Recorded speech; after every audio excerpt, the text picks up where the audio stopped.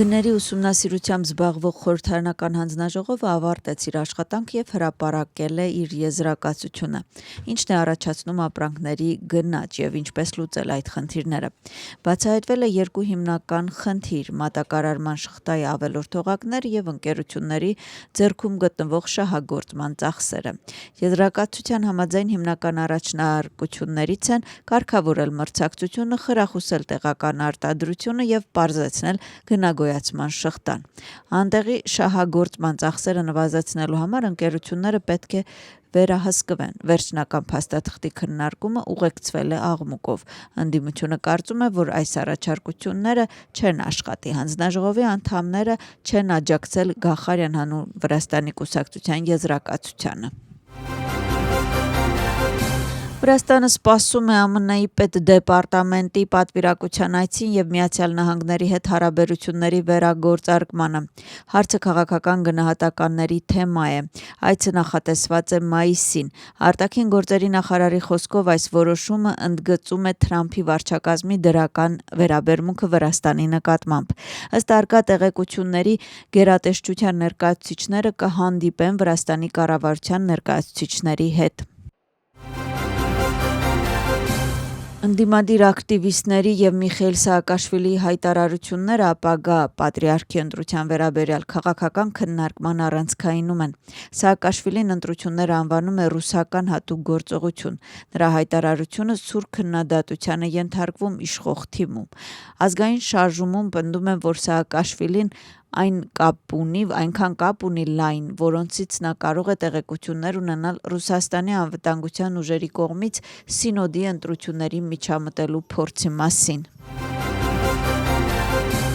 Այսօրվանից մի շարք երթևեկության կանոնների խախտումների համար գործող տուգանքները մեծացել են։ Ուժի մեջ են մտել նաև նոր արգելող նշաններ։ Օրենսդրական փոփոխությունների հիմնական նպատակը ճանապարհատրանսպորտային պատահարների կանխարգելումն է։ Մանևրելու կանոնները խախտելու դեպքում վարորդը պետք է վճարի 100 լարի տուգանք 50-ի փոխարեն եւ վարորդական միավորներից կրճատվում է 20 լարի։ Արագության գերազանցման համար նախատեսված պատիժը 50 լարից բարձրացել է 100 լարի։ Անվտանգության գոտի չկրելու համար նախատեսված տուգանքը նույնպես բարձրացել է եւ դարձել է 50 լարի։ Վարորդական իրավունքից կրճատվում է 10 միավոր։ Վրաստանը հացահատիկի ծագման ամենահին կենտրոններից մեկն է եղել։ Վերոնշյալի վերաբերյալ հետախուզության շնորհանդես է տեղի ունեցել ազգային թանգարանում։ Հոդվածը հրապարակվել է ԱՄՆ-ի Գիտությունների ազգային ակադեմիայի գիտական ամսագրում։ Նոր հետազոտության շրջանակներում գիտնականները ուսումնասիրել են Վրաստանի բնակավայրում կտրված բլրի եւ շուլավերի բլրի վրա հայտնաբերված հնագիտական բուսաբանական նյութերը։ Վրաստանը 2027 թվականին կհյուրընկալի խաղողի եւ գինու միջազգային կազմակերպության համաշխարհային կոնգրեսը։ Երկիրը ներկայացրել է իր հայտը 2025 թվականի միջոցառումը հյուրընկալելու համար։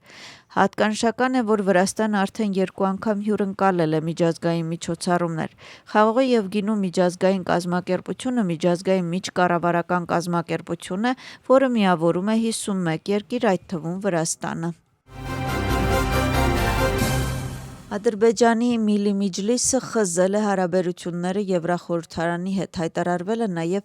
Եվրոնիստին անդամակցությունը դադարեցնելու ընթացակարգի մասին։ Ինչպես նշված է համապատասխան որոշման մեջ, Ադրբեջանի Հանրապետության Միլի Միջլիսը հարաբերություններ է հաստատում օտարերկրյա պետությունների խորհրդարանների եւ միջազգային խորհրդարանական կազմակերպությունների հետ խաղաղության, անվտանգության եւ կայուն զարգացման նպատակով, մինչդեռ Եվրախորհրդարանի ապակառուցողական դիրքորոշումը մերժում է վերընշված սկզբունքները եւ համագործակցությունը այս կառույցի հետ դարձել է հարաբերությունների զարգացման հիմնական խոչընդոտը։ Հայտնի է նաեւ, որ այսօր Ադրբեջանի Հանրապետությունում Եվրամիության դեսպան Մարիաննա Կույունջիչը կանչվել է արտաքին գործերի նախարարություն։ Ադրբեջանի արտաքին գործերի նախարարության տվյալներով հանդիպման ժամանակ խստորեն դատապարտվել է ապրիլի 30-ին Եվրախորհրդարանի կողմից Ադրբեջանի դեմ ընդունված բանաձևում ներառված անհիմն ու կողմնակալ դրույթները։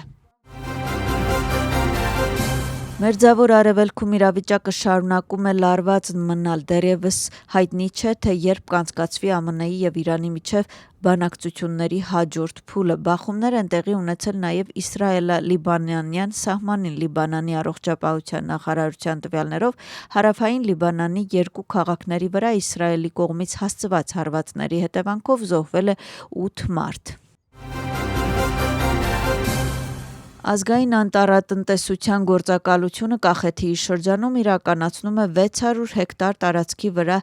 ջրհեղեղային անտառների և վերականգնման նախագիծ։ Անտառատնտեսության ոլորտի մասնագետներին և գործընկեր կազմակերպությունների ներկայացուցիչներին տեղում ներկայացվել է աշխատանքների ընթացքը և անտառների կառավարման մեթոդաբանությունները։ Ռուսթավիում մեկնարկել է ուսանողական փառատոնը, սպորտի պալատում անցկացվում է տարբեր մարզաձևերի մրցաշար։ Մրցույթներից հետո ժամը 18:00-ին սկսվել է համալսարանների հանդիսավոր երթը դեպի Ռուսթավի այգի։ Օրվա վերջին Ռուսթավի այգում կայանում է բացման հանդիսավոր արարողություն։